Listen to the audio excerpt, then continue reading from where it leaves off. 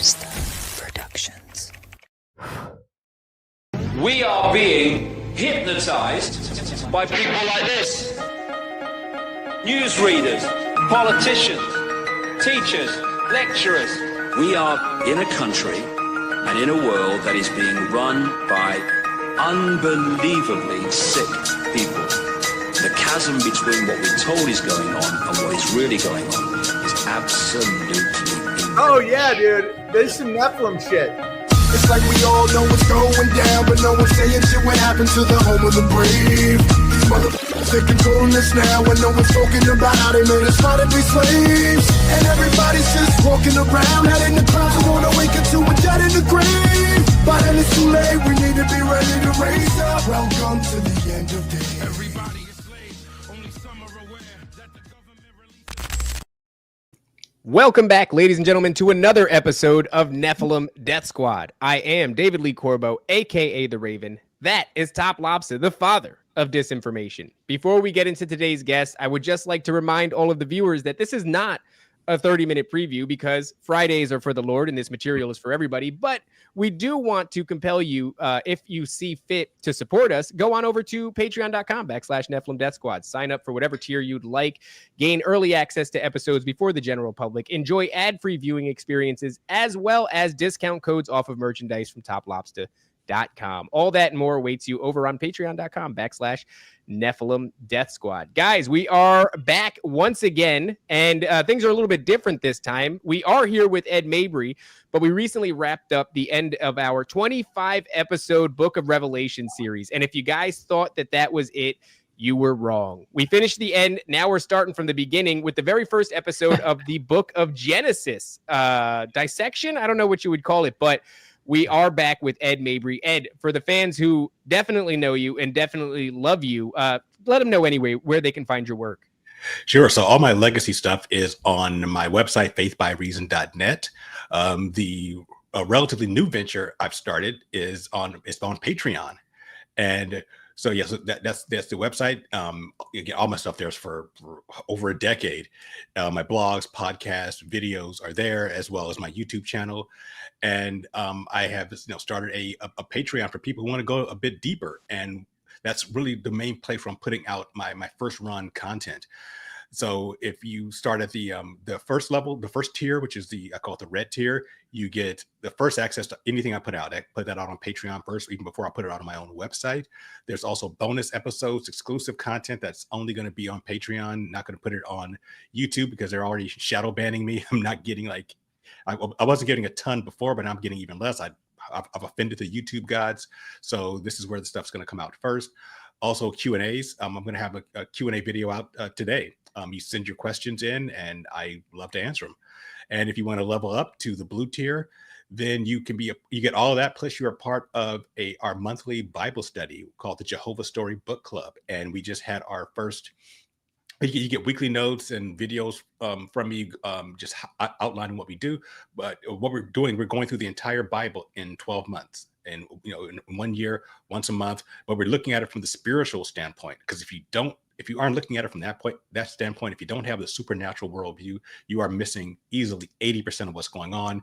And that's why a lot of people don't get it. And they're wondering, why does God do things the way he does? These things don't make sense. It's because you're looking at it from the human standpoint. This is like it's our story. Bible's not our story. It's God's story. It's Jehovah's story, which is why we call it that.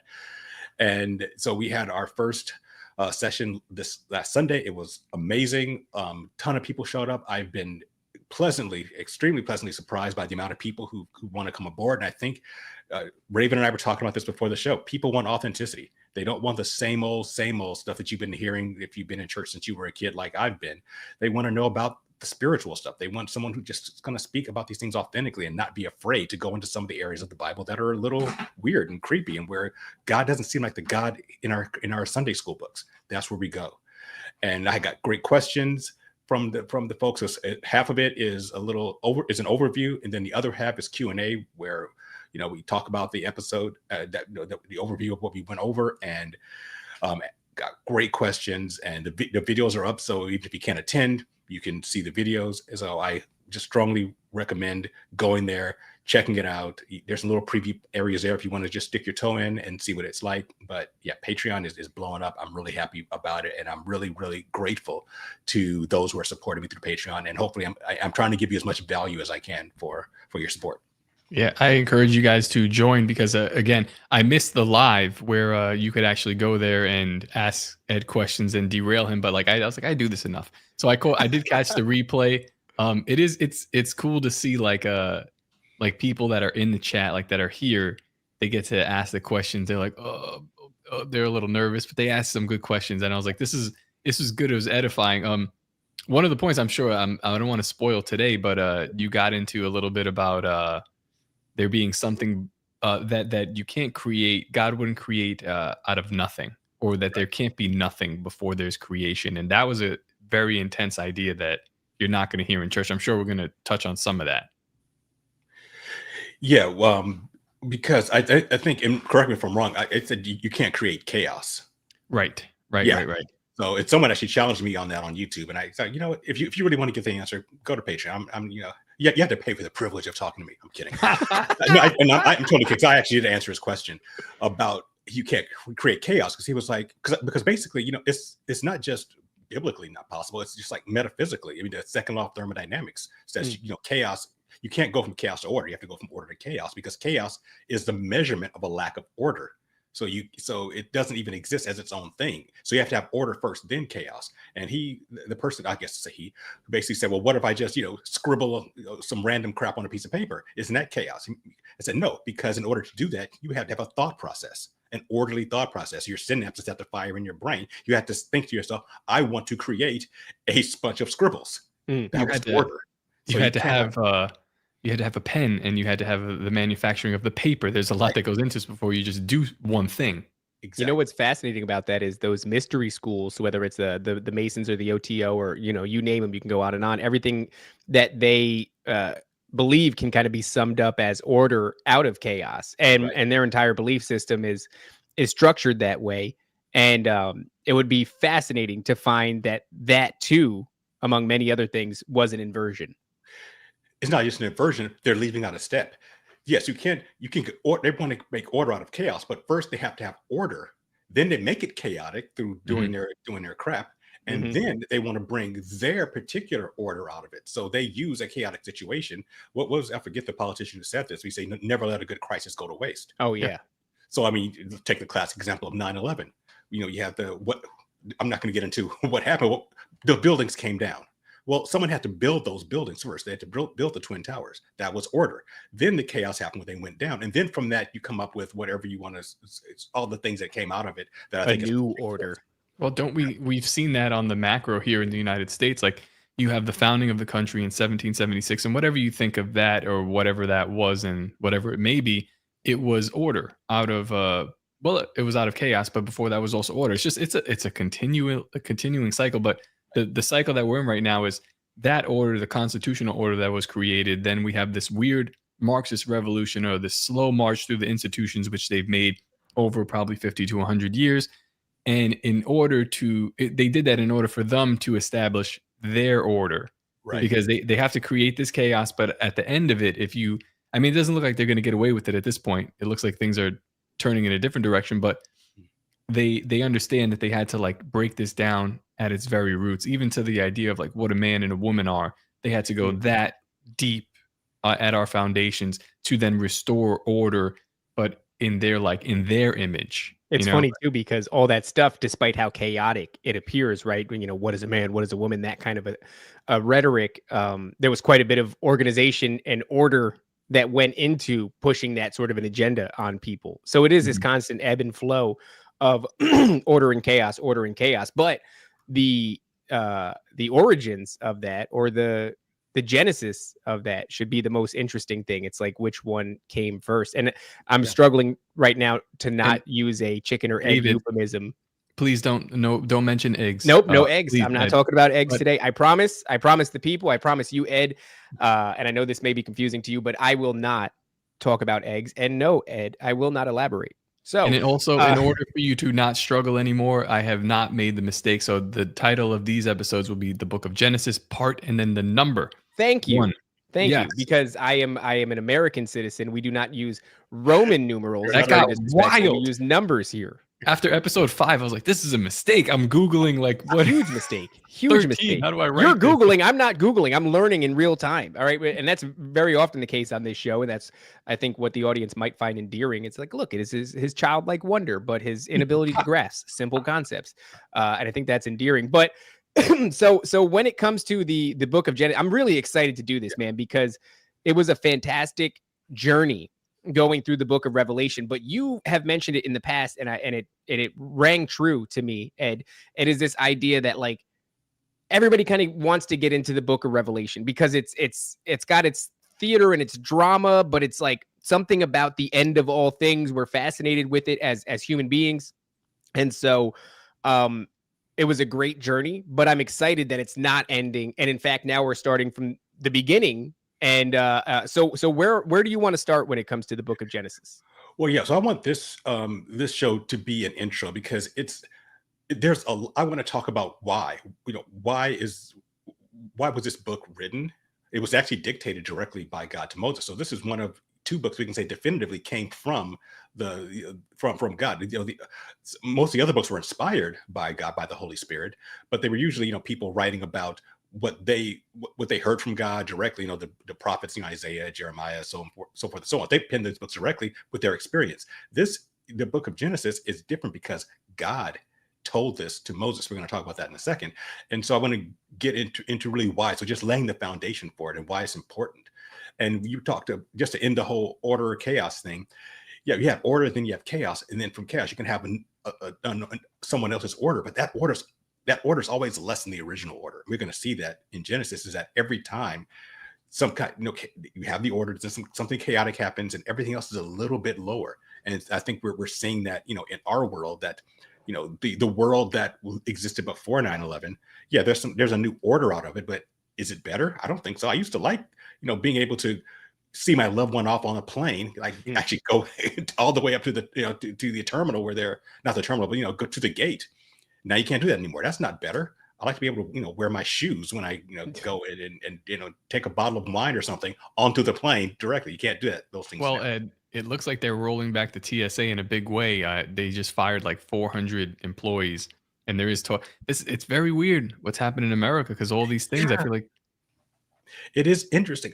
I think I emailed you guys a few weeks ago when all the airplanes are just raining out of the sky. I'm like, what's going on with this? We can. That's another tangent. Mostly woman, Ed. Yeah. And that thing plays into the thing that I promised I wouldn't talk about, which is the eggs. But I'm not going to talk. I'm not here to talk about eggs. Okay, Ed. All right, stop. I see what you're doing. You're trying to derail me. That's our job, Ed. So I want you to take it away, and I want you to be acutely aware that Top and I will be looking for any opportunity to derail you. I'm already writing things down. So well, and the people in the chat during the Bible study were saying the same thing. He's one guy named Jesse. Shout out to Jesse. Says I'm gonna be your raven. I'm gonna derail you every chance I can. Dude, I can mute you. That's big shoes to fill. Nobody's as good at interrupting or derailing as I am. It's kind of my thing. So why am I doing Genesis now? Because I've just started on my channels. I've got another one that's going to drop next week. Just going through it, same way I did with Revelation, verse by verse, but also throwing in my commentary and introductions. The reason is that it's the most logical place to go after Revelation. After you get to the end, to the climax, you want to go back to the beginning, and we do this, in our regular lives. When you see like a TV series that was really great, or a movie series, and it ends, and you want to go back to the beginning and say, okay, now that I know how it ends, I want to go back and see all the setup. I want to see how the characters evolved over time. Lord of the Rings is one of my favorite movies and books.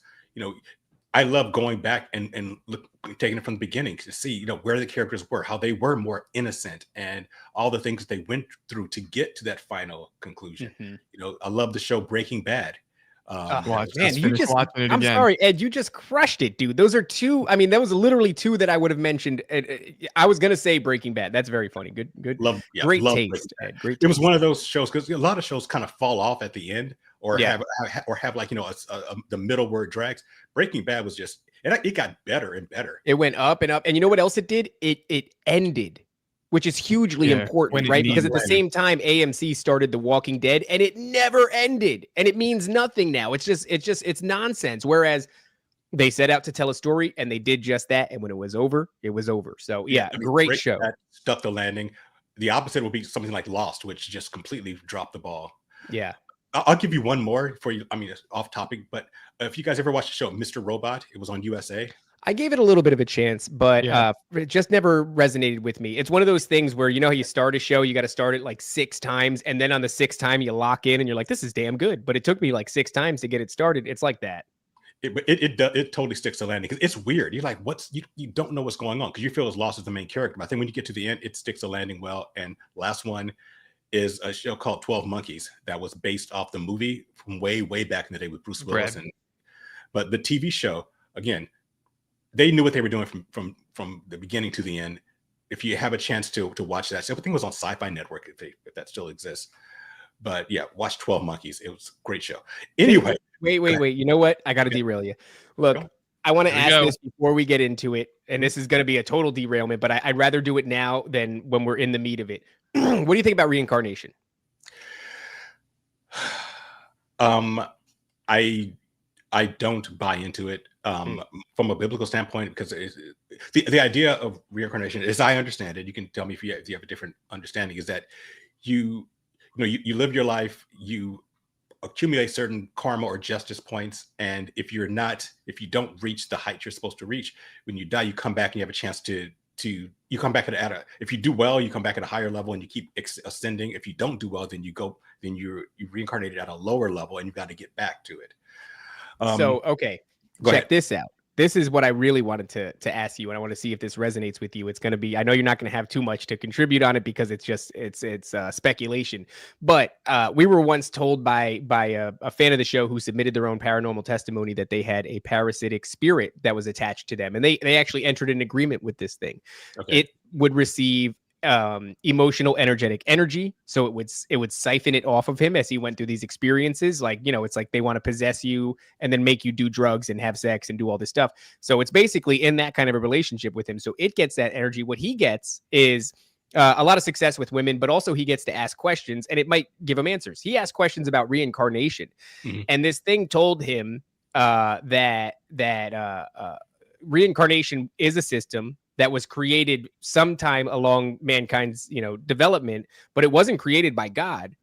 God commissioned the angels to build it. And since it's not built by God, it is not a perfect system and it's actually falling apart and it's in disarray.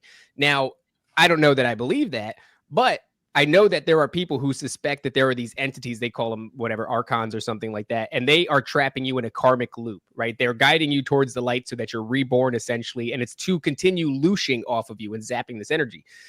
Still don't know where I put that, but what I do recognize is all these things are constantly taking God's laws, God's rules, God's principles, and inverting them.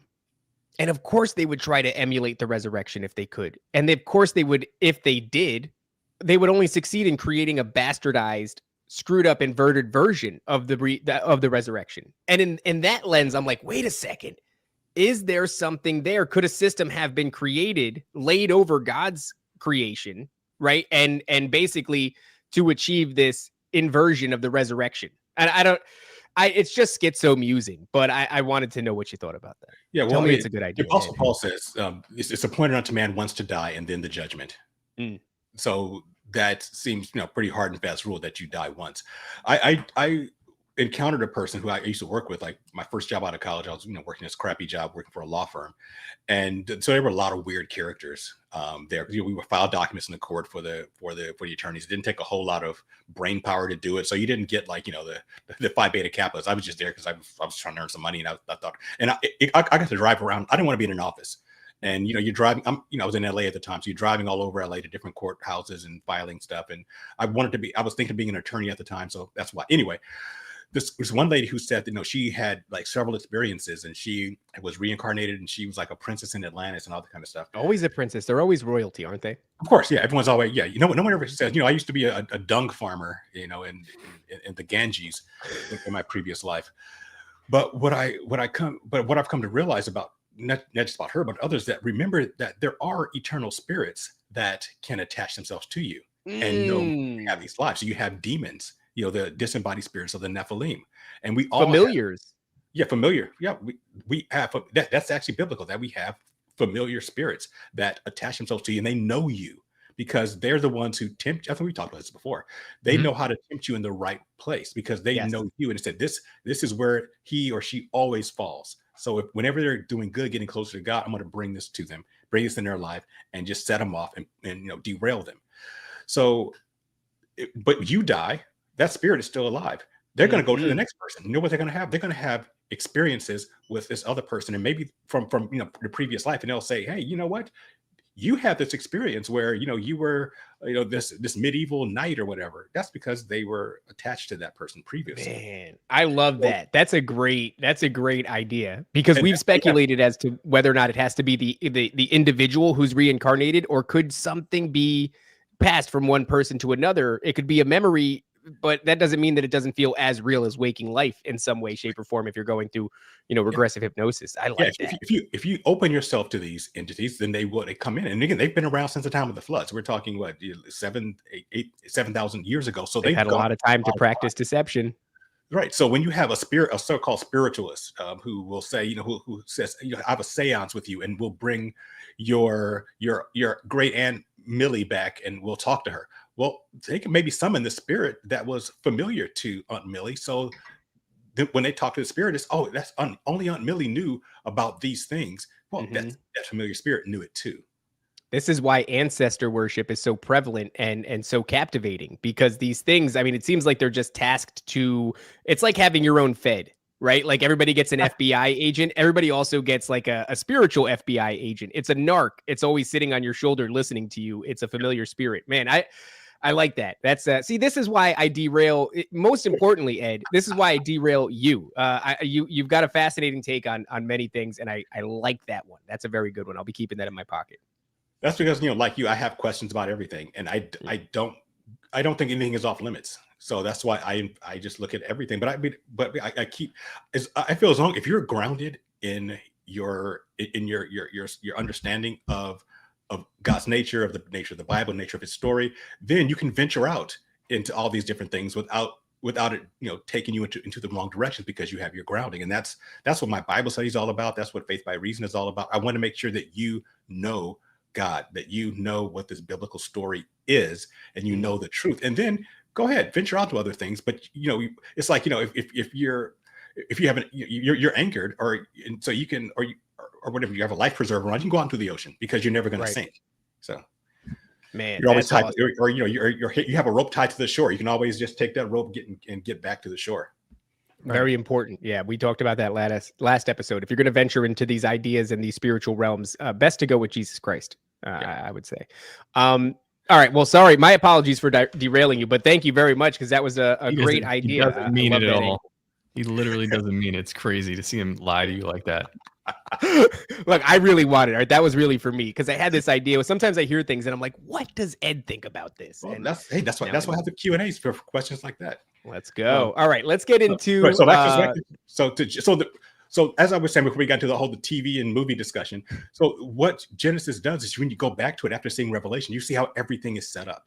Because I've said this a bunch of times in the Revelation, in the Genesis series, is that if you get Genesis, you get the whole Bible, because the entire story is right there in the book of Genesis, and to a degree the book of Job, because I'm going to venture into Job during my Genesis series, because it happens, even though the book of Job is kind of in the middle of the Old Testament, the actual chronologically, he's one of the patriarchs. He was around during the time of Abraham and Isaac. So I'm going to dive into him there. It's some really interesting stuff. Was he related?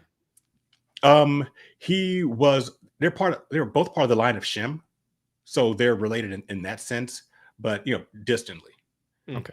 And he was East. It actually says Job was the greatest figure monetarily in the East, which means he was, Abraham was in the western part of that area, obviously in what we call Israel. It was land of Canaan at the time. So Job was in the land of Ur, which there's some debate on where it is, but it was probably in upper Mesopotamia, maybe somewhere near where modern day Iraq. but that's Okay. not terribly important. But he was, but they probably would have known of each other because they were both very wealthy. So Okay. but yeah, some interesting stuff about that I'm going to get into later. Actually, one of our future episodes, I'm still, consolidating my research into Job, not just, the message of Job, but like who he is and who those, once he has, he suffers some disasters. And then most of the book is him going back and forth with his three friends who are trying to figure out why all this stuff happened to him. And some of them are interesting if we look at their lineage and their genealogies and who they might be. So that's a little nugget that we'll get into in the future, because I think with these episodes are going to be just kind of me like riffing with this and just kind of doing my own research, like kind of live with this audience before I consolidate it into my actual programs. Yes, please. Nice. That's what I had hoped, because we didn't have the patience, Ed, to wait around for the entire series. I said, please, Ed, come and work these ideas out on us. We need content, Ed. Yes. No problem. Oh, you know what? As an aside, you probably should put this, like, start putting these on your YouTube page or whatever as we go, because you did it. I think you backlogged this, so you might as well do it as you go now. Yeah, just be sure to send it to me, Raven. I'm still waiting for more Revelation stuff. Yes, yeah. I was waiting for you to shoot me an email. I'll send you 3 more episodes probably later on today then. Yeah, we could. Yeah, I'll keep those going. And I'll do the same thing with this. Yeah, if you want to send this to me like ASAP, I'll be happy to. Yeah, I think it's a good thing. Thanks for that idea, Top. So that's why Genesis is great, because essentially everything is in Genesis. Yeah, God's plan, His will, His personality, what He wants for humanity. That, because we talked about at the end of Revelation, you get basically what God wanted originally in Eden. So it's good to really understand what He wanted in Eden, so that we know what we're going to get at the very end. And human government starts here. Their origin of sin, what sin actually is, the fallen angels, the fallen Elohim, the Nephilim, and secret societies. We get the start of those. They'll start here. The contract that the elites have with these other entities, that everything starts in Genesis. So you could almost say that Genesis is the whole story, and the rest of the Bible up to Revelation is really commentary on Genesis. God's entire plan for salvation is everything is in Genesis. Everything else is basically exposition on how Genesis plays out. So that's why it's really important. So the other thing that is important is that, as I said before, Genesis is a book that was directly dictated by God. So the first episode that I do with the Genesis series, I call it the divine perspective, and just asking what was God's purpose in doing this. So you have to look at the context in which Genesis was written. So it was not the first book ever written, or the first passing of knowledge about how creation happened. Because a lot of skeptics and people who have an agenda will come out and say, well, the books of Moses, Genesis through Deuteronomy, they were written, hundreds of years, in some cases maybe 1,000 years after older books and legends, like the Epic of Gilgamesh, and many of the Sumerian texts and the Ugaritic texts, that they predate the Bible. So the Bible as we have it is a copy, or a derivative of these older books. You hear that a ton from people, and that's one of the reasons that they give for basically debunking the Bible and saying that it's not it's not really the word of God. It was copy, that the God of the Israelites was basically an amalgamation of other gods. So that's wrong in the physical sense, and it's also wrong in application, because the first word of God, the first story that people have was not written down. The first story, and we'll maybe get into this next episode, was God first wrote His message in the stars. There's something called the Mazzaroth, which is the Hebrew the constellations in Hebrew. Starting with Virgo through Leo. Virgo being representing the Virgin, the woman. I'm not gonna say anything about eggs here. The Virgo woman. See what I did there. And so that starts with, and that can be an amalgamation of Eve, and because the promise was given through Eve that the Messiah would come to her, who would defeat the Nachash, the serpent, and which could also was Mary, who the physical mother of Jesus. And then you go through all of the different constellations. They tell the story. You have the woman. You have next is Scorpio, the Scorpioner, which is the same area where you have Draco, the dragon, that talks about the fall of man. Then you have Sagittarius, which is the one who has an arrow pointed towards the head of the dragon of Draco. That means that's the promised seed. And you keep going. Pisces, which is the fish. That's that represents Jesus' first coming. All the way to Leo, the lion of the tribe of Judah. Jesus' triumphant second coming. So the entire gospel in the stars is written there. So if someone ever says, there are other texts that are older than the word of God, say, really? Were they older than the stars? Because unless they're older than the stars in heaven, then it's not older than God's plan. He told his plan before, and he taught it to Adam, and Adam taught it to his descendants, and it got all the way to Nimrod, which is where it was corrupted, which we're going to talk about down the road a bit. Ed, do you happen to know if these other cultures claim that their texts were the word of God, or was it their interpretation of what's happening? They claimed that these were the words that they got from the gods, period. Right. Because so they are claiming that they got their stories, the Sumerian stories of that's where you got all the Anunnaki stuff and Enki and Enlil, and and I know you guys have heard about those before. They're saying that Jehovah God, Yahweh is just they say that he is a derivative of Marduk or Enlil and Enlil or all these more ancient gods. No, all those ancient gods are fallen angels. Yeah, which means that in some ways they're more like aspects of him, just Right. because he is the creator, and so of course some of his would be echoed in his own creation. Right. So they're all corruptions of the original text or the original story of God. So in context, where Genesis was written, it was dictated through Moses. What happened? What's the context of this? The Israelites have been enslaved by Egypt. They've been there for 400 years. They weren't slaves for the entire 400 years. They were only slaves for like the last bit of it. They were actually pretty elevated, because if you get to the end of Genesis, you see that Joseph, one of the patriarchs, one of the tribes of Israel, Joseph, who's the patriarch of one of the tribes of Israel, he was basically the prime minister of Egypt, and the Pharaoh favored him greatly. He was like family. And so the Pharaoh says, "Hey, bring your family down here to Egypt," and he gave them the best spots in Egypt to grow their crops and all that. So for most of their time in Egypt, they were they were a separate society genetically, but they were elevated until another Pharaoh came around and said, "Yeah, we don't like these guys, enslave them." But they were free from their captivity, but they didn't know God. It's they didn't even know his name. We see that in Exodus, which obviously we're not going to get into, but so. God says, I need to make this my separate nation. So I need to tell them my story because they don't have it. Yeah. And can I just interject for a second? Yeah. It strikes me as common sense to say, like, okay, well, if there was an incursion and these fallen came down to earth and they positioned themselves as gods and rulers over mankind, and then they taught them all of these various art forms, well, certainly then they would be the first ones written about. Right, because they fell. Mankind didn't have all this ability to keep records or to make cuneiform tablets or what the hell ever. They came down, they teach these arts, they fancy themselves rulers and gods over them. And then, at some point, eventually, God goes, it's time for the actual story to get out there. Is that not right? It begs the question about what we opened up talking about with the chaos, order out of chaos. But before that chaos was order. And what happened there? Was there a story being told there that kind of transmuted? Yeah, well, I mean, again, the original story, the orderly story was the one that's in the stars, where God says, here's my plan for everything. Then it gets corrupted. So what you're leading into my next point, which is that the Israelites would have known other creation mythologies.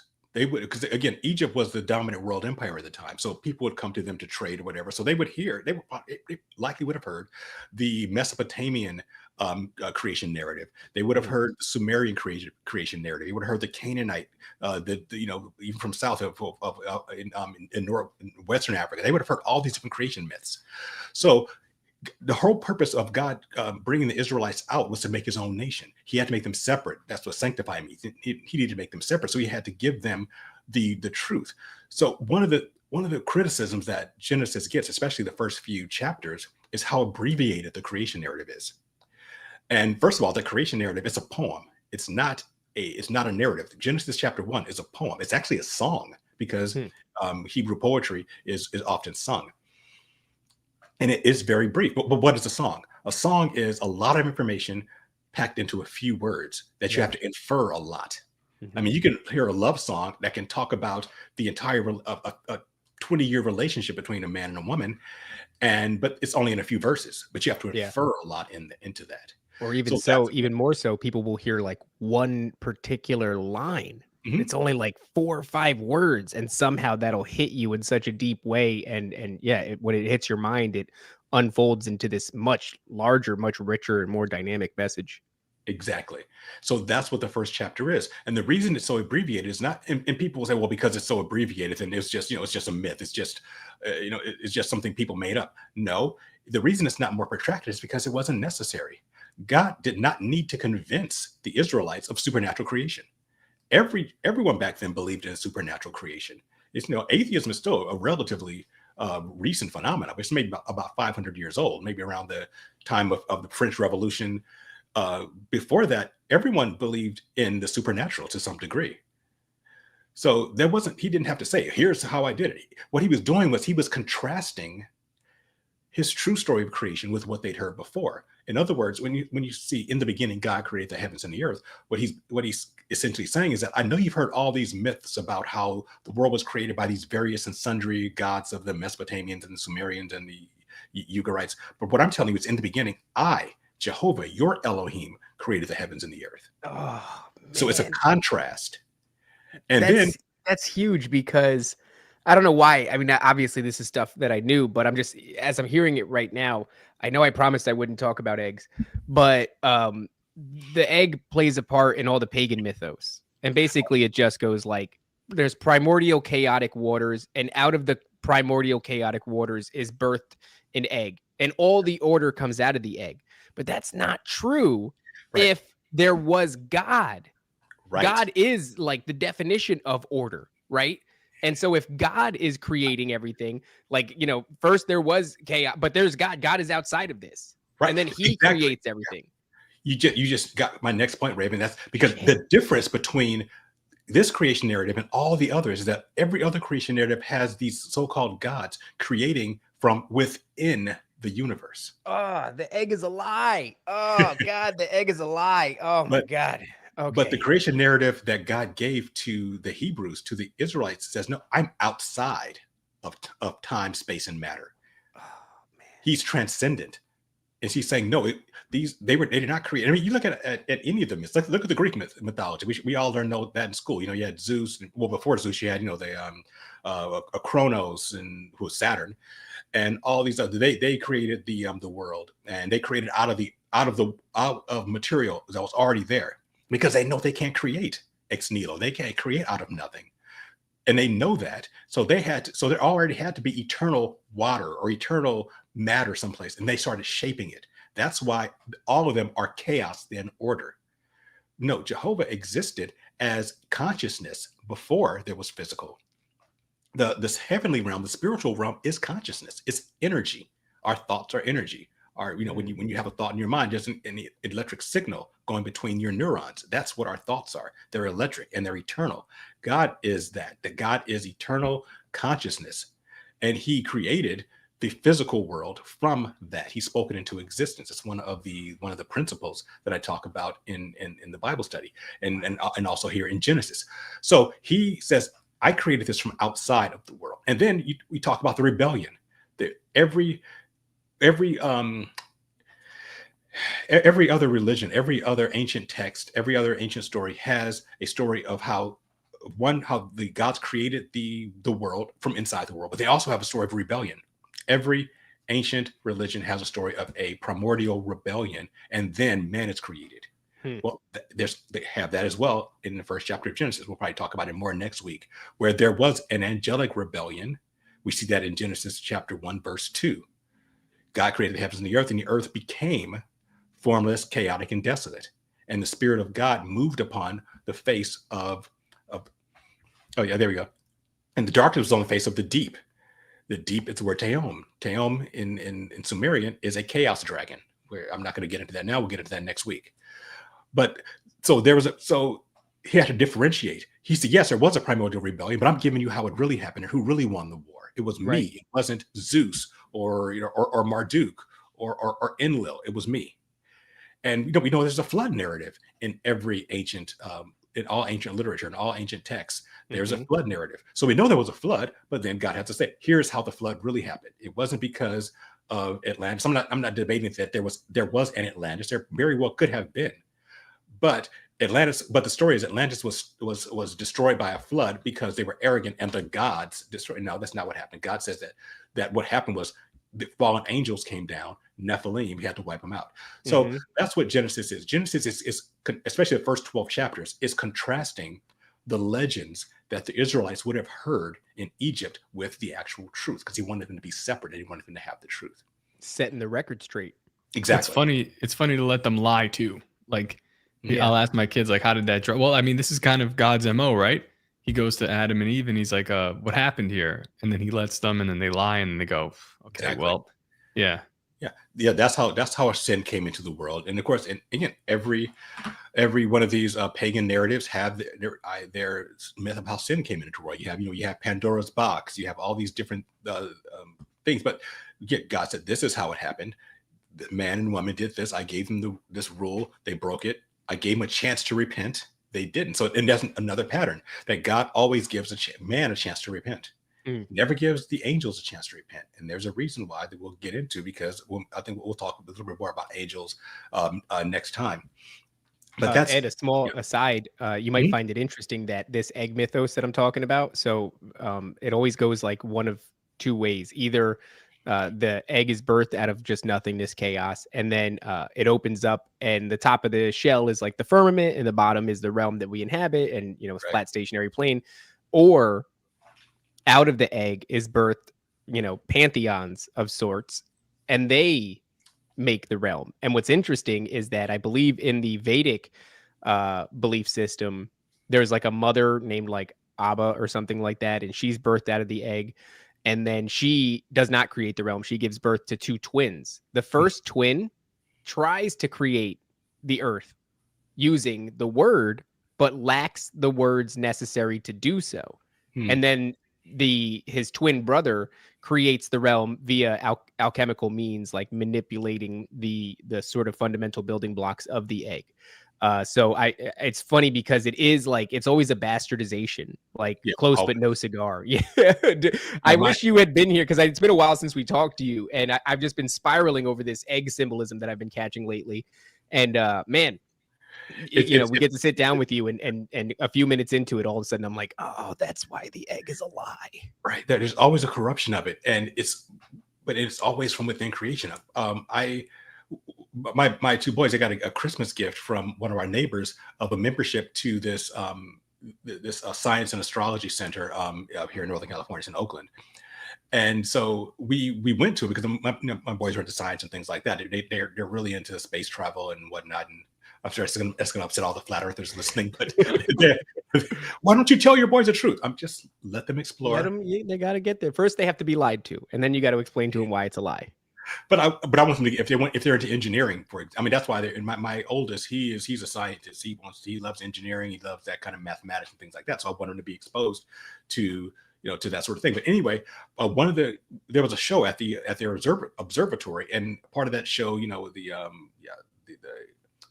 planetarium rather, they were showing the creation myth of the Aztecs. I think it was the Aztecs or the Mayans. Yeah, actually it was the Mayans. And again, it was another one of these stories about these two twins, because when you said that, it reminded me of the story that they were telling about these two twins who were playing whatever that game is that when they throw this ball through this hoop really high, and you have to basketball. Well, no, I forgot basketball. I wish not anywhere near as easy as that. You have to basically bounce the ball off your hip. You can't, yeah. That's weird. I just saw that for the first time. Yeah, I know what you're talking about. So apparently they were really good at it, and that's how they created the universe. Anyway, the point is that it's another creation myth where you have the gods creating the world from inside the world. You're saying twins creating eggs or something like that, and then I don't understand what you're talking about.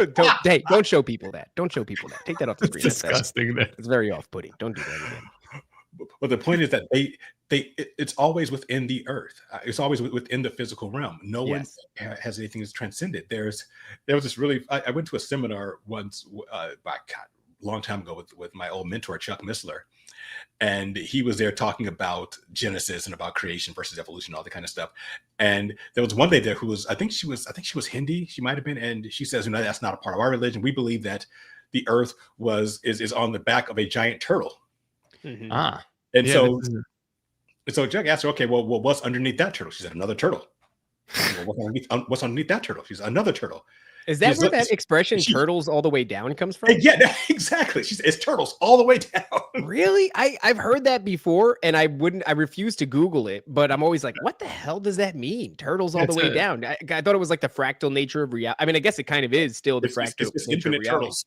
Because what you like, you have to have a beginning point where there are no turtles. She's like, no, it's always been turtles. It's like that Dr. Seuss book where they're all stacked on each other until one of them falls. But you said it's the Hindi religion. Hindus? It might be. I could be wrong about that. I don't want to misquote her. I forgot what religion she was from, but she was saying that the earth is actually. I think in Hindu the earth's on an elephant, so it may have been a different. Okay, because Stephen King, yeah, there we go. Stephen King talks about the earth being on a turtle at the end of the Dark Tower, the middle of the Dark Tower, like explaining his entire universe. So I'm like, now I'm trying to wonder what gay religion he subscribes to. We'll figure it out. Which one of the many gay religions? One of the many ones. I don't know. Whichever one allows him to drink the most babies, that's the one. Oy vey. So basically, that's what God's doing with this. He's trying to again separate them out and contrast all the things that they had heard in other mythologies versus the reality of what was happening. So I guess we can start getting into the actual creation aspect of itself. Like, in the first, I think my actually, I think I talked about it in my second episode about, some of a human take on Genesis. And, one of the primary takes is that, it's all myth. It's not real. You can't take it seriously. It's just primitive people trying their best to understand the world around them, because we have this idea that people who are in ancient times are just dumb and we're the smart ones, when I think it's actually the other way around. I think these ancient civilizations could do things that we can't even replicate to this day, so they can't have been that dumb. I believe that the reason we talked about this during the Speed of Light episode we did, like maybe the first episode I did with you guys, that the reason that they believed in these gods is because they interacted with them. They had a greater level of perception than we do, and I think they could perceive them. And we've lost that, which is why we're as a society are much more secular, because we don't see the miraculous. Not that it's not happening as much, but we just aren't able to observe it. And I wonder how that plays out then, because until the inspired word of God exists, then I really can't fault people almost at all for falling for it, right? Because these things are incredible. They come down, they dominate you, they bring you technology, they are infinite in their wisdom, seemingly, and of course, it's what other option do you have? There's a pantheon of undefeatable immortals that are what's interesting? Oh my goodness, I just want to highlight this real quick. I was watching The Immortals the other day, Ed. I forget when that film came out, but I never watched it when it came out. I watched it for the first time recently, and it's all about like the pantheon, the Greek pantheon, and they're interacting with one of their Nephilim, one of their demigods, and mankind. And there's one scene where Zeus is talking to the other members of the pantheon. They're on Mount Olympus, and behind him on the wall is a gigantic mural of a angel, which is interesting. It's a man with wings, and it doesn't really fit into Greek mythology very much, right, unless you take into consideration that Zeus and the rest of the pantheon were fallen angels. And it's like they're just kind of telling you, it's just sitting right there. It's on the mural of Mount Olympus is this gigantic winged man. And so I just thought that was funny, because it seems like maybe Hollywood knows, or somebody in Hollywood knows. I think they know a lot, and they just keep us in the dark about it. So yeah. So I mean, I'm gonna stick with the big picture for the rest of this episode, because I'm just giving the overview of it. So you have the creation mythology, and then you have again the fall of man, how man falls, and you also and that includes the promise of the hero. So again, we'll get into the details of this, but God promises that there will be a seed of the woman who will basically overturn the plans of the Nakash, the shining one, which again is unfortunately translated serpent in most of our Bibles, and leads you to think there's a talking snake. And actually, I was on a podcast, actually probably came out last week, with Josh Monday, and he's hosting it along with Gary Wayne, who I'm a big fan of. He's a great researcher, and he and I, we were mostly in agreement, like probably 90% of it. We had a few areas where we diverged, because he believed that that it was a reptile who was basically possessed by by the fallen one, by the I'll just call him Satan for lack of a better term right now, who was possessed by him, and that he was cursed to crawl on his belly. And I diverged from that, because I think that it's pretty clear that that Nakash means shining one as a proper title. So I think it was actually him, not him possessing a snake.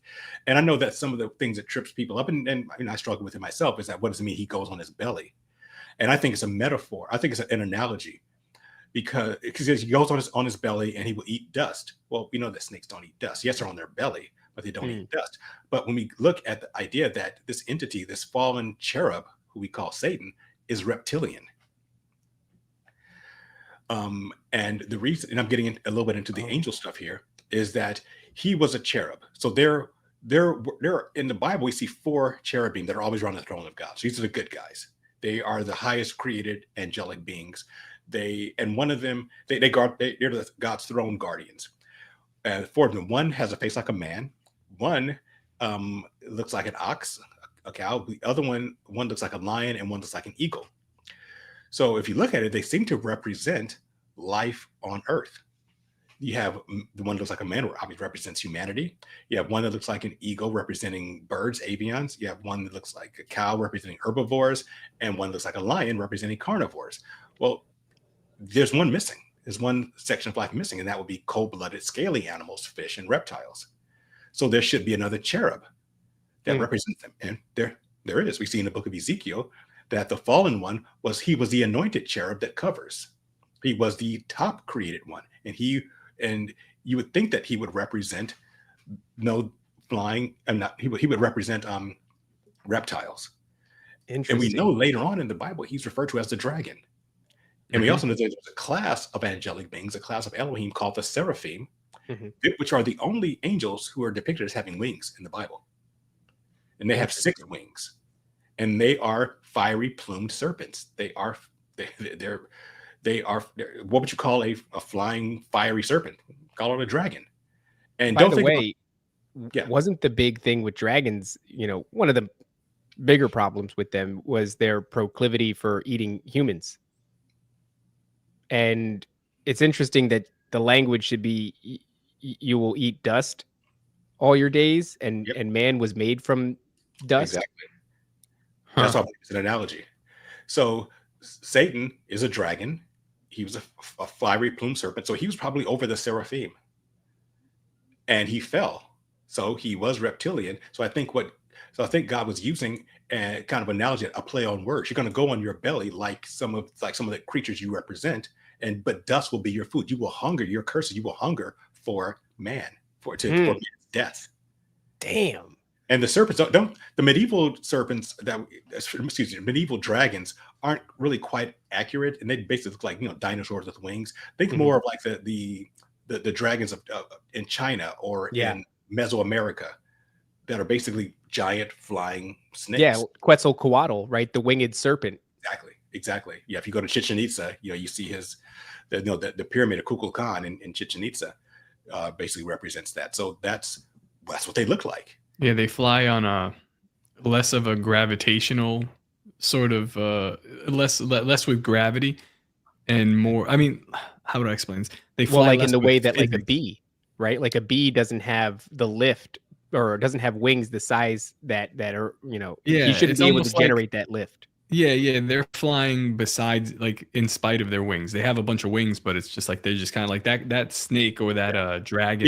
Undulate is the way they're depicted as flying. If you go to Chichen Itza on like the right day of the year, I don't know if it's the equinox or the solstice or whatever, the sun hits that pyramid Kukulkan right, and you see and the sun reflects an undulating serpent. So that's how they supposedly fly. They kind of just Hey, Ed, you know what the egg is called?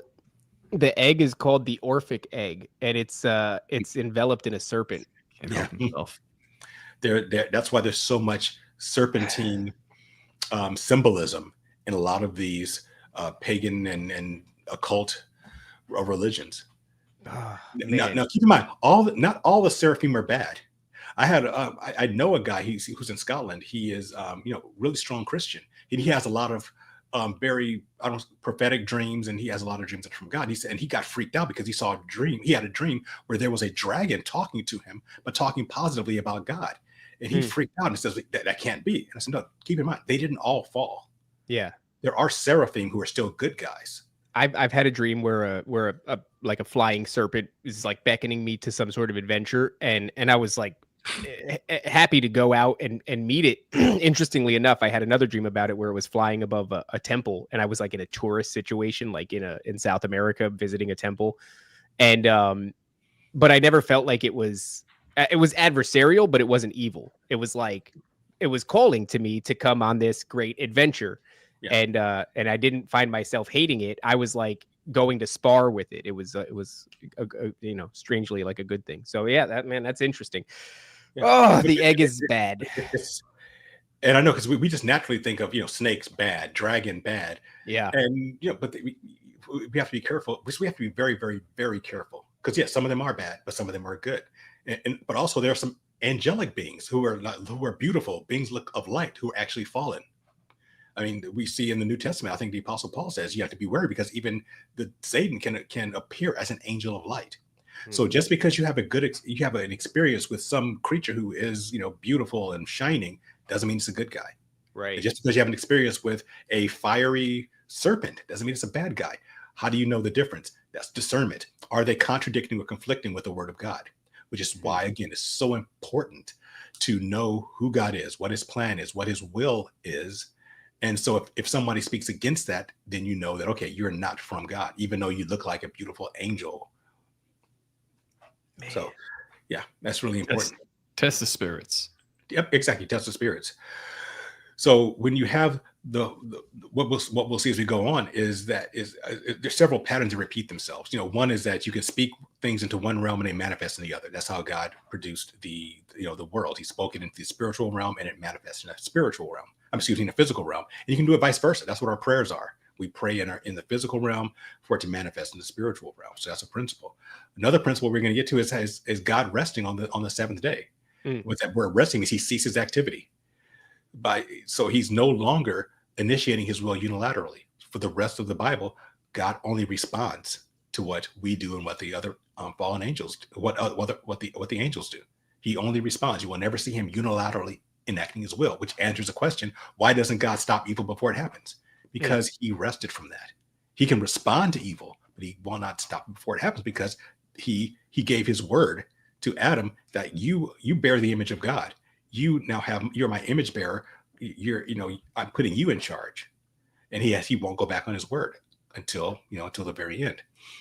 And another principle again is that man's given a chance to repent. Because when they ate the forbidden fruit, did God judge them immediately? No, he asked questions, and their response dictated that. We're going to get into a lot of stuff about Cain. There's so much mythology about Cain, and was he fathered by the Nakash, by the serpent, or where did he get his wife, and all these sorts of things. So we're going to get into all of that. I wonder about like different angels, because it seems that there's order within these Elohim. Yeah, we're going to talk about that. And there seems to be different job titles, right? Like we have Satan the accuser, and it's gotten to the extent now where like I recognize that as the adversary, but I'm not too sure that is not beneficial to the spirit of the development of the spirit of mankind. You know what it is? Just real quick, I'll let you get back to it. But go ahead. I like to call him a prosecutor. That's a great one. Yeah. It's like if you're arrested or whatever, you have a prosecutor. It's nothing personal against you. The prosecutor's job is to present the evidence that's going to try to prove your guilt. And if they succeed, great, off you go to jail. If you don't, then he's not going to go home and like, oh, I hate that guy. No, he's just getting paid. Getting paid anyway. Well, what I wonder then is where do the job titles end? they probably don't, right? So if you have different, like there were cherubim that were tasked with guarding the garden with flaming swords, right? So that's like their job title. And I'm wondering about like this dragon class or this serpentine class of angel and what their job might have been. And I don't know that there's any way to get a look into that, but because within our own mythos of like the hero's journey, it is the dragon that calls you to come and fight it, essentially, right? So if you have like somebody that's willing to be the prosecutor and play in so many ways this adversarial character, well then is there room for someone to play the bad guy that you're beckoned to come and overcome, right? I'm going to drop something on you real quick. From based on the Bible, from what we've seen, it appears that the seraphim, the serpentine class, were the artists. The artists. Yeah. Fascinating. Satan, the top one, Satan, he was a musician. Right. He read the chorus. He led. Yeah, he led the chorus. The seraphim look like are the artists, the storytellers. That's fascinating. The ones who spread mythology. I'll let you sit with that one. That's heavy. That's heavy, man. All right. Okay. Those are the angels. These are the ones that really transmute reality the most. The artists, the ones that can manipulate the medium. The medium of it's vibrations, frequencies. When you're working with color, things like that. If they know that to such an intimate level, like they have it's weird. It's like some people in the government have like more control than others, or it's just by the nature of where they are placed. This is kind of what they are. If you notice, I mean, getting into just our pop culture, I mean, one of the favorite places for the demonic to exert their influence is in our music. Yeah. Oh yeah. I don't think that Satan ever lost his affinity for music. Now, they're not creative, because I believe because man is creative, and I think because we still have that connection, that spiritual connection. Once you are judged, here's another principle: once God judges you, you are cut off from creativity. You no longer have free will. That's why the Satan and fallen angels can't act outside of their plan. That's why, even though they know what's going to happen in Revelation, they can't stop it because they don't have a free will anymore. But that's why they rely on humanity to come up with the creativity. Right. And the muses and all these various inspirations from, and it came to me in a dream, it came to me in a fugue state, I was on this drug, that drug, whatever I did, thinned the veil, and I was communicated to by some entity to go and do this thing. The only thing that seems to be the variable is to what degree are you aware? Right. Because some people will say like, oh, I don't know, it just came to me. And then other people will be like, I channeled it, dog. And it's like, all right, well, at least those people know what's going on. Here's something else to freak you out. I think, and we may have spoken about this before. I forget. I've been on podcasts here and there. I forget what I've said to whom, but I think the way AI behaves is a lot like the demonic. And here's what I mean by that: they're not creative, but what they can do is they can take what exists and reform it, but they can't create something new. That's interesting because the art looks like that, right? It's like when they make art, it might as well be an amalgamation of just different art styles that human beings have executed. And now they've got a big enough body of work that they can draw from. And then it's not really creating, it's just rearranging. Exactly. This was after I went on Timcast, this is years ago. This is a big thread that I did about AI being demonic or the Nephilim in nature. Before I even met you, David. And it was like tongue-in-cheek kind of thing, but I was like, I don't know. They kind of have 6 fingers and they kind of like exist in this weird ethereal upside down realm that seems like computer technology. And it seems like we're communicating with them in this way. Little did I know I do a show where I would uncover it. We would uncover it pretty thoroughly. So when you just said that, you're like, I'm pretty sure I know. Okay. This thing's a demon. Yeah. But hey, write my damn podcast description for me. Yeah. For something. I don't want to come up with a title for this thing or a description. Please, do my bidding. Are we basically like engaging in Solomonistic magic, right? If you're kind of what I'm doing. We're entrapping them, or they've been entrapped for us, and then we're going, okay, write this description for us. Thank you very much. Next thing you know, it's going to be like, you look like you could build a temple. Why don't you get to that? Yeah, it's convenient, but it's freaking me out. Yeah, it is. Yeah, it is. So we have that aspect to it. So we have the fall of what I believe. I believe this is the fall of the entity we call Satan. But you were talking about job descriptions. I think it's a job description. We're going to get into that in Job when we see the Satan in the book of Job. Is it the same guy? We'll see. Do you think it was where did Lucifer with his job description as Satan go wrong in the garden? Why did he fall? I guess he accepted some form of worship from them, or was because he crossed the line. I feel like he was doing his job, but he crossed the line. I believe he was the first prosecutor. I think his job was to test Adam and Eve to make sure that they were going to still walk with Jehovah. But he went too far and he lied. He wasn't supposed to lie. He was just supposed to. He's supposed to say, "Hey, you guys, are you going to eat this fruit or not? It'll make you wise." And if they said no, then okay, he did his job. But he went far and said, "No, you're not going to die." That was when he went too far. That's when he lied, and that's when he fell. Why did he fall? I believe because he was jealous of the position that humanity had. Remember that in this primordial world before man was created, there were angelic civilizations that ruled the heavens and the earth. And there was a judgment, which is why the earth was chaotic. So at one point, these angels had dominion over earth, and God said, "Nope, I'm wiping you guys out, and I'm putting man over the earth. This creature that is made less than you." Satan's like, "F that. If I knock him off the throne, then maybe I can get it back." That's a possibility, because it said that in Ezekiel, when we talk about the fall of Satan, it says that you were perfect in all your ways until iniquity was found in you, until sin was found in you. What is sin? In the Bible study, we talked about what the definition of sin is. Sin is wanting something outside of God's plan, wanting more than what God allotted you, and that's every time you look at sin, it's wanting to do things your way. And that could be, and also Jesus said that this Satan was a murderer from the beginning. He was the first murderer. Was the first murder Adam and Eve? They started to die.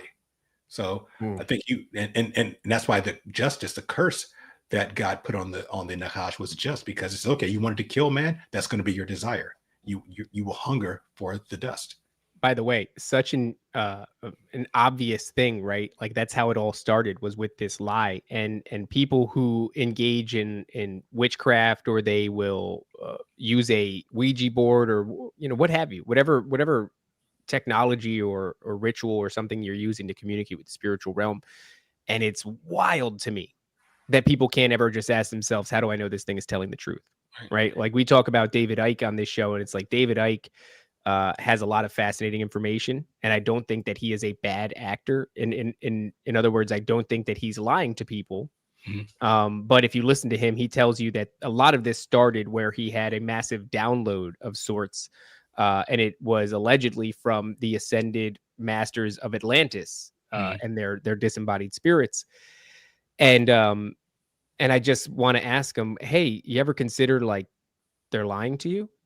And that seems to go, and it's because this goes back to what I said, where I can't necessarily fault early man for falling for the pantheons, because it's amazing. But human beings have this tendency that just because something is amazing, they accept it as the truth. And I think the huge danger in the West right now, in the sense that we no longer have a attachment to the spiritual realm, not one that we're aware of. It's been obfuscated. We no longer have the map for these spiritual realms, however you want to say it.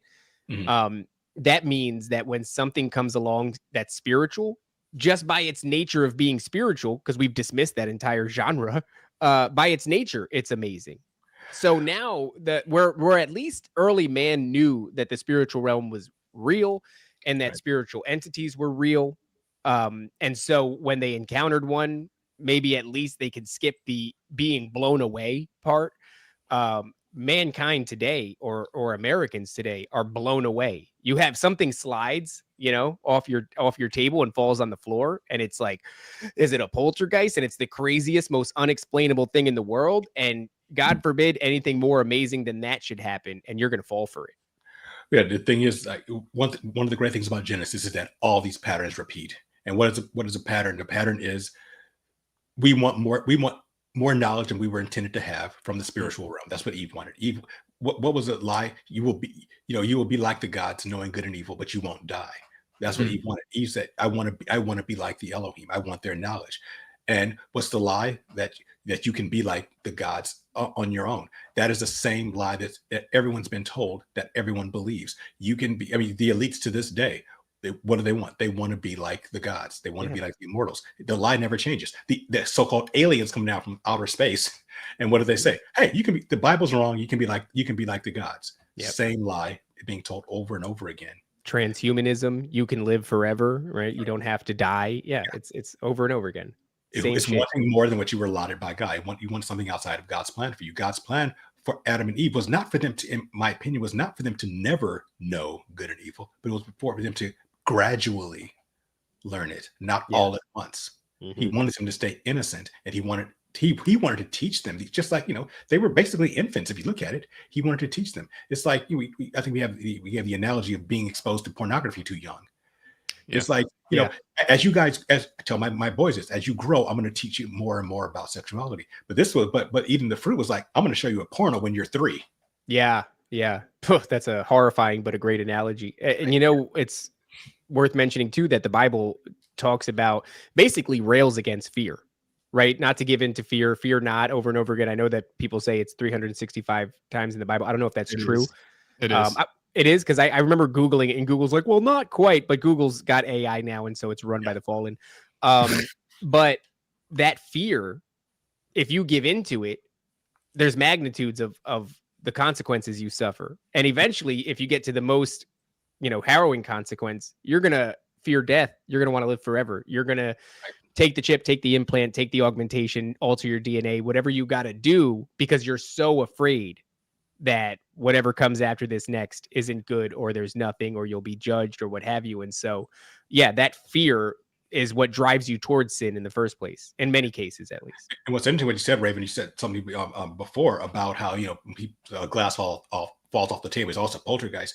We are so ripe now for when big spiritual stuff happens, everyone's going to fall for it. I think that's what we talked about in the Revelation series. I think when we get to the point of the so-called tribulation, when the fallen angels are at the 6th seal, when they're kicked out of the spiritual realm and they appear, we're not ready for that. They're going to fall for whatever they say, because they're not used to it. Yeah. But just if you think for a second they're going to show up and they're not going to go like, yeah, we made you. We made you. We're your creators. Like, of course they're going to do that. But they can't lie. Yeah, that's all they do. That's what they've done from the jump. That's the whole problem. Yeah, the God of the Bible is just a demiurge. He's a bad guy. We're the good guys. We're the ones who made you, and we know what's best for you. We've come to save you in these troubling times. That's what they're going to. That's going to be their message. Yeah. But speaking of which, the next stage after you get, through that, you get to the Nephilim, and with the fallen angels, and that's the source of secret societies. That's the first time we have that bargain of the quid pro quo. You give us your women so we can procreate, and we'll give you the secrets of the heavens you were never meant to have. We'll teach you warfare, we'll teach you enchantments, we'll teach you all this stuff, and you keep it with you keep it secret, and you only share it with your bloodline. Yep. All that comes, and then then you get to the Tower of Babel, the first government, and what government's all about, and what they wanted to do was try to invade the heavens, and then all throughout this, you see that man is getting further and further from God, and God is getting his heart broken over and over again. Like, he keeps giving them, I've given you everything, and we keep betraying him. And you're going to see God becoming more tentative. He's like, how much do I want to interact with these people? How deeply do I want to interact with them? Because they keep kicking me in the balls every time I do something nice for them. It's fascinating too, because I am one of these people that's obsessed with knowing. And I have to be careful with that, because obviously there's a point of diminishing returns and everything.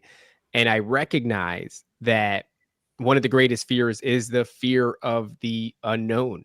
Yeah. And so that, if you're not careful, can be a massive driving force in the pursuit of knowledge. And with the pursuit of knowledge comes the gnosis, I suppose, on how to manipulate things that you probably have no business manipulating. And that's kind of the trap for a lot of people, right? Because it's that hunger for knowledge that leads you to the doorstep of being able to create a transhumanist future, right? So man, that's a really tight rope to walk. In fact, it is kind of the hero's journey, because many times the point in the hero's journey is to get there and then to throw it the away. ring in the fire. Yeah. Throw the ring in the fire, snap the wand and throw it over the bridge, right? If it's Harry Potter and the Elder Wand. And so the idea is maybe now that is because it's too late to put the cat back in the bag. Maybe now, since that knowledge is there, it's almost like the point is to get there, because in seeking knowledge, you're seeking the truth. In seeking the truth, you're seeking God. But it's a tightrope, because once you get there, you might use that for a negative purpose. So I think the point is, once you get to the door and you can have this power, is to throw it away. Yeah, especially if you can't handle it, or if you weren't meant to handle it. We can't. Absolute power corrupts absolutely, and we are fallible sinners. Yeah, but there are many questions I've asked of God. I just want to know the truth, and I either haven't gotten the answer, or it's taken a long time to get it because I wasn't ready for it. Yeah. He says, it's not that he was withholding it from me. He wanted to make sure it wasn't going to damage me, which we've had that conversation before. But there are some questions I've asked recently where I had to come to the conclusion of, you know what, it may not be for me to know this answer at this time. I think there are some things you can't know, right? Because it's like, let's say your knowledge brings you, I use this metaphor like the other day. It's like your knowledge brings you so far that you're in a tiny boat heading across the ocean looking for the edge, and you find the edge, but what you find is that we're locked into a firmament. And so you've gone as far as you can go. You physically cannot know anymore. And so what do? Do you seek some sort of a covenant with some sort of fallen entity to gain what you cannot gain anymore, Right. because you're up against something that is, not permeable? I could see how, if you create a realm, it's an enclosed system. We can't go beyond the edges yet, not in this physical form, not in this corporeal form. Then what happens is you start asking things that can permeate that. Like, oh, well, what do these fallen angels think? What about that spiritual entity? What about this spiritual entity? So it is I don't think the pursuit of knowledge in its own is a bad thing, but like, what are you going to do with that power when you get there? Because knowledge is power. Yeah, is it going to corrupt you? Or are you not ready for it? I mean, a great example is at the end of the book of Daniel. Daniel was a great prophet. I mean, he was beloved. He was greatly beloved. He's described that way, and he's given information that resonates throughout until we get to the book of Revelation. And when he gets his final prophecy, Daniel asks a question. He says, when are these things going to be? I want to know more. And what does God say? He says, Daniel, go on your way. That's all for the things that you're asking are being withheld till the end time, not forever, but until the end times. God wasn't ready to reveal that, not just to Daniel, but he also didn't want the fallen angels to know it, because there's also some counterintelligence happening. Yeah. So you say, Daniel, we're done. I've told you all you need to know. Just go out and live your life. We're done here, because what you're asking for is going to be known, but it's not going to be known until the end time. So even with my Revelation series, I think we went through a lot of information, a lot of knowledge, but there's still stuff I don't know, and that I probably won't know on this side of my life. And that's what I want to say to people too, where it's like, we're called on to have faith. And what's been seemingly clear to me is like, there is much that you can know, but you're going to come up against that firmament, or you're going to come up against something that's not permeable, that's time hasn't come to be revealed yet. And when you come to those things, at least for me, that's where I'm very much willing to be like, God has blessed me and shown me so many things on the way here. The very least that I could do is have faith that, whatever his plan is will be executed as he sees fit, because there are some things, or what's the alternative? You start to delve into these arts and you're exposed to something that will corrupt you. And you're going to be exposed to lies. Yeah. Because I know what you're, so here's throw a little bone to our flat earthers. I've heard the theories about, there's the ice wall around us, but beyond that ice wall, there are other continents, other realms. But we're blocked in by the ice wall, where the firmament is we can't go any higher than that, but maybe there are things beyond that we can't know. But if you say, okay, fine, there's plenty in this earth for us to explore that we'll never get tired of exploring in our lifetime. So just save that for later. But if you don't want to do that, if you are saying, I want to keep going, well, now you have to get it from another source, a spiritual source that's outside of our physical realm, and they're going to lie to you. Because if they're with God, then they're going to be in alignment with God. And if God says they shouldn't know, then the good angels are going to say they shouldn't know. But Mhm. if someone's going to give you knowledge outside of what God intended, then they're not going to be on your side. They're going to be fallen angels, and they're going to lie to you. They're going to say, well, here's what this realm, there is a realm, and here's outside of the ice wall, and here's what it's like. Right. And but there is much that you can know because we're told to be as what is it, as wise as serpents, but as Harmless as doves. right. And so there is wisdom to be sought. It's not just the nature of seeking wisdom that is a sin in any way. It's just it's very difficult. And I think that we're meant to pursue the truth, because when you have an epiphany, that feels like a spiritual moment. That feels like clarity. It feels like light. It feels like it feels important, right? It's like so much of why I've gotten into this thing is because those moments are profound when you manage to connect a thing where previously it was on an island by itself and you couldn't figure out how it fit the picture. And when it does connect, it's huge. It is a spiritual revelation. And there's not many feelings that feel like that when you connect a dot. And so I think that is a reward system. That's God kind of like, sometimes it feels like when I put something together, in the times that I hopefully am right when I put something together, it feels like God like elbow me. He's like, check that shit out. You like that, right? And I'm like, dude, that's so crazy. So I don't think that reward would be built in that way. Like let's say drug usage. People go, well, drug usage will give you like a dopamine hit, but it feels gross. It feels gross. When you're doing it, it feels dirty. It feels gross. So there's like it feels good, but you also know that it's wrong, because we do know on some level that it is a sin. But the other thing, this epiphanous moment, this connecting of the dots and being shown something that's true, it feels, I know this feels weird to say, but it feels clean. It does. Yeah, I was going to just say that it does feel, when you have those, when you know that knowledge that comes from outside of yourself, that I didn't come up with this, do deductive reasoning. This is from another source, and this makes other things make sense. Yeah, that's what I know that I heard it from God.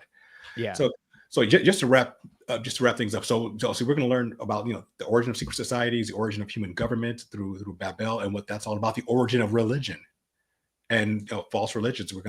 That's also through Babel, and we're going to then we'll go to Job and to Abraham and all that kind of stuff. And so through that, we're going to know everything. We're going to know God's will, his plan, his personality, what he wants from us, why he wants it, and what his ultimate goal is, and his methodology for getting what he wants in the end, and the methodology of those who oppose him. So that's why we get that all in Genesis, which is why it's such an important book. I'm so looking forward to this, because I read Genesis and I read all the way through Exodus, and I retained a lot through Genesis, but something about my attention span going through Exodus, like I really tapered off. And for a while, I had to actually go back and be like, those last, like, I don't know how many chapters, I don't know if I absorbed any of that. And so it's great, dude. It's so hard for me to read. I can't shut up all the crap that goes on in my head, because everything I read begets a thousand thoughts, and then it's just this never-ending branch of trees. But your stuff in Genesis. I mean, you're going to have the origin of why blood sacrifice opens up portals. You're gonna have the first depiction of masturbation. Oh, interesting. I don't remember reading that. It's in there too. Yeah. Dang. Yeah.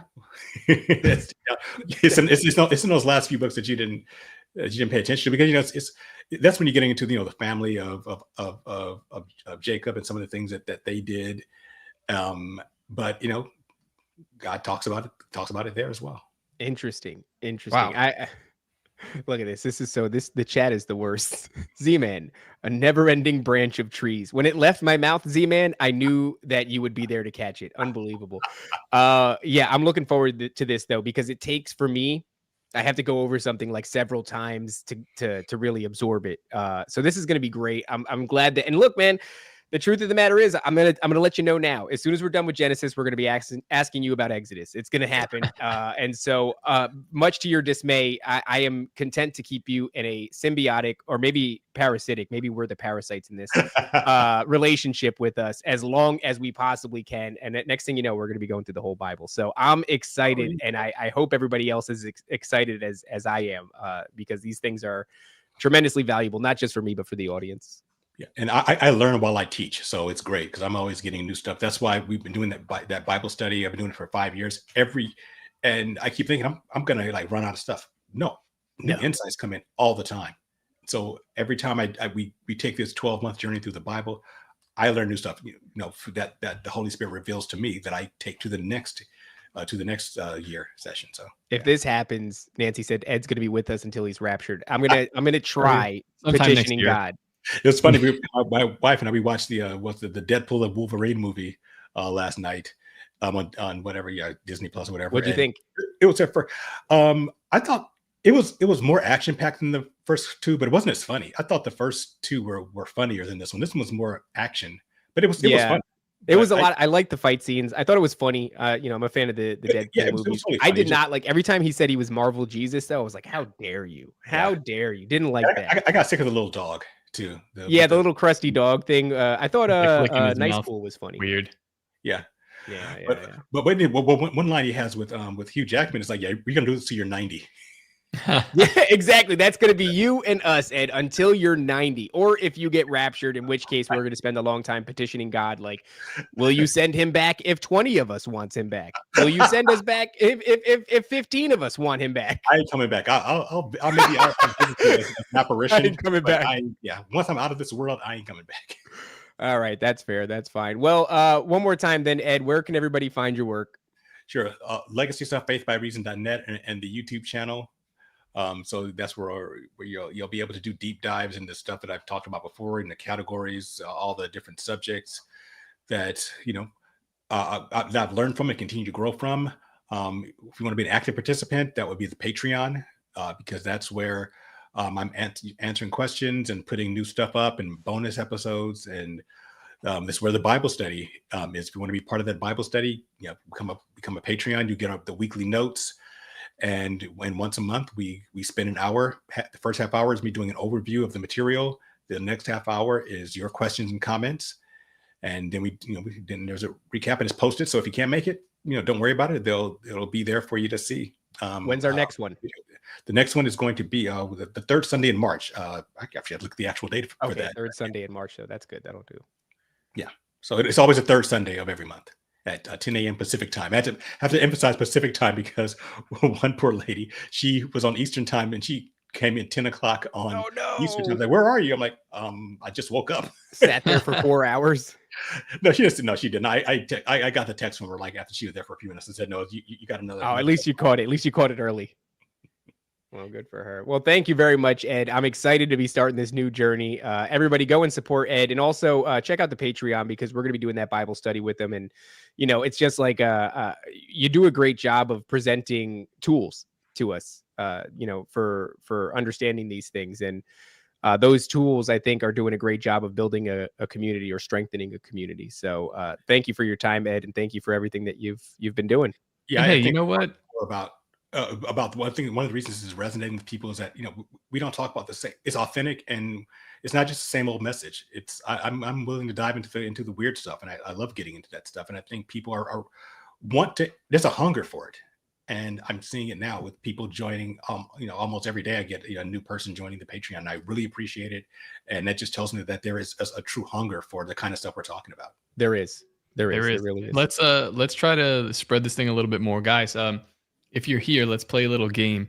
Go to any social media that Sam Tripoli's on and tell him to put Ed back on the show. Yes, let's go. Petition Sam Tripoli to get questions like, why isn't Ed back on here? I Where's Ed Mabrie? I want to talk Little Season. I think Sam is a fan of the Little Season. I want to talk about that with him. Yeah, ruin that for him. Yeah. All right, Ed. Well, I guess we'll see you this coming Friday. Yeah, I believe so. Yes. All right, perfect. Ed, don't forget to obey, submit, comply, okay? Yes. and no eggs. No eggs. No eggs. The eggs are bad. I'm done with the eggs. Bye. The greatest hypnotist on planet Earth is a oblong box in the corner of the room. It is constantly telling us what to believe is real. If you can persuade people that what they see with their eyes is what there is to see, you got them. Because they'll laugh in the face of an explanation that portrays the bigger picture of what's happening.